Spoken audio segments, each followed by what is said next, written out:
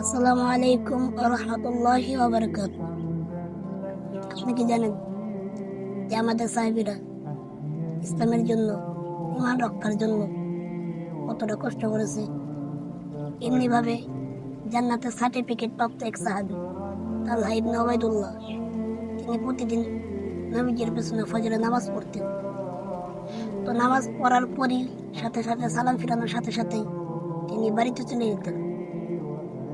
তো এরকম কয়েকদিন হওয়ার পর কয়েকজন সাহাবী মিলিত হয়ে বলতে লাগলেন যে তালহা ইবনে উবাইদুল্লাহ নামাজ পড়ার সাথে সাথে তিনি বাড়িতে চলে যান। কিন্তু রাসূলুল্লাহ সাল্লাল্লাহু আলাইহি ওয়াসাল্লাম ফজরের নামাজের পর অন্যান্য সাহাবীদের নিয়ে বসেন এবং সূর্য উদয় হওয়ার আগ পর্যন্ত নামাজ করেন। কিন্তু তালহা ইবনে উবাইদুল্লাহ সালাম ফেরানোর সাথে সাথে বাড়িতে চলে যান। তাই এই কথা রাসূলুল্লাহ সাল্লাল্লাহু আলাইহি ওয়াসাল্লামের কান পর্যন্ত পৌঁছালো। তো রাসূলুল্লাহ সাল্লাল্লাহু আলাইহি ওয়াসাল্লাম অন্যান্য সাহাবীদের বললেন যে কালকে যদি তালহা ফজর নামাজ আসে তাহলে তাকে বলে দিন আমার সাথে দেখা করতে। তো তারপর দিন তালহা ইবনে উবাইদুল্লাহ ফজর নামাজ আসলেন। অন্যান্য সাহাবীরা তাকে বললেন রাসূলুল্লাহ সাল্লাল্লাহু আলাইহি ওয়াসাল্লাম আমার সাথে দেখা করবে। তো তারপর নামাজ শেষ হলো। নামাজ শেষ হওয়ার পর তালহা বসে আছেন।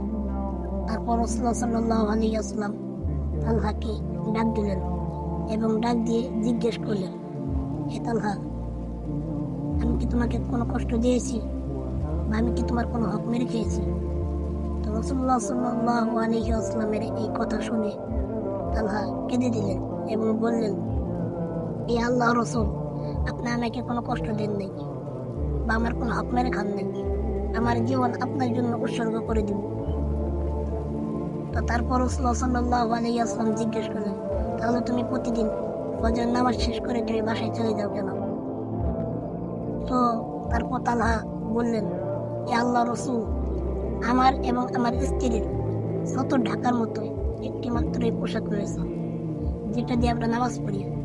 যখন আমি নামাজ পড়ি তখন আমার স্ত্রী গুহার ভিতর থাকে এবং যখন আমার স্ত্রী নামাজ পড়ে তখন আমি গুহার ভিতরে থাকি। কিন্তু আমাদের ফজর নামাজ একটু অসুবিধা হয়ে যায়।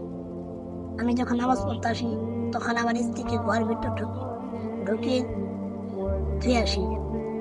কিন্তু ফজর নামাজে একটু দেরি হয়ে যাওয়ার কারণে যদি আমি তাড়াতাড়ি না চলে যাই তাহলে আমার স্ত্রীর নামাজ কাজে হয়ে যাবে। তো রাসূলুল্লাহ সাল্লাল্লাহু আলাইহি ওয়াসাল্লাম তালহার এই কথা শুনে